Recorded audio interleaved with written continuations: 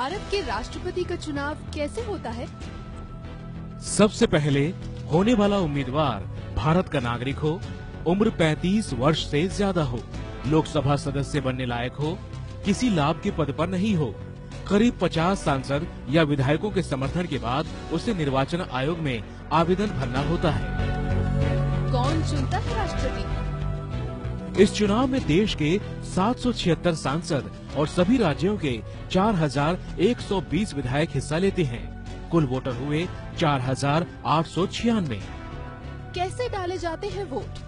राष्ट्रपति का ये चुनाव वोटों की संख्या पर नहीं बल्कि वोटों के मूल्यांकन पर आधारित है। विधायकों के वोट मूल्यांकन के लिए किसी राज्य की जनसंख्या से उसी राज्य के कुल विधायकों की संख्या को भाग कर दिया जाता है। जो संख्या आती है उसे फिर से 1000 से भाग कर देने पर एक विधायक का वोट मूल्य निकलता है। अब राज्य के विधायकों की संख्या को एक विधायक के वोट मूल्य से गुणा करने पर राज्य का वोट मूल्य निकालते हैं। इसी तरह देश के सभी राज्यों का वोट मूल्यांकन निकालते हैं, जो कि अभी 5,49,495 है। एक जरूरी बात, यहाँ राज्यों की जनसंख्या 1971 की जनगणना पर आधारित है। साल 2026 तक के राष्ट्रपति चुनाव में भी यही जनगणना मान्य होगी। अब करते हैं सांसदों के वोट का मूल्यांकन। कुल सांसद हैं 776। कुल सांसदों की संख्या को कुल विधायकों के वोट मूल्य से भाग देने पर एक सांसद का वोट मूल्य निकल जाता है, जो कि 708 है। अब एक सांसद के वोट मूल्य को कुल सांसदों की संख्या से गुणा करने पर सभी सांसदों का वोट मूल्य निकालते हैं। कुल सांसद वोट मूल्य है 5,49,408।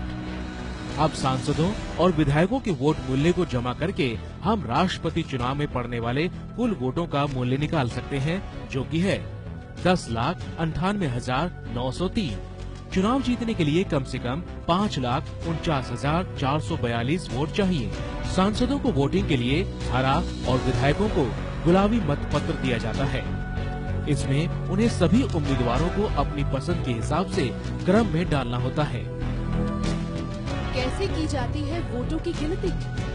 मान लीजिए A, B और C राष्ट्रपति पद के उम्मीदवार हैं, तो वोटर उन्हें पहली, दूसरी और तीसरी पसंद के क्रम से चुनेंगे। इस तरह B को 40% वोटों के साथ पहली पसंद और A को 35% वोटों के साथ दूसरी पसंद, C को 25% के साथ तीसरी पसंद चुना गया।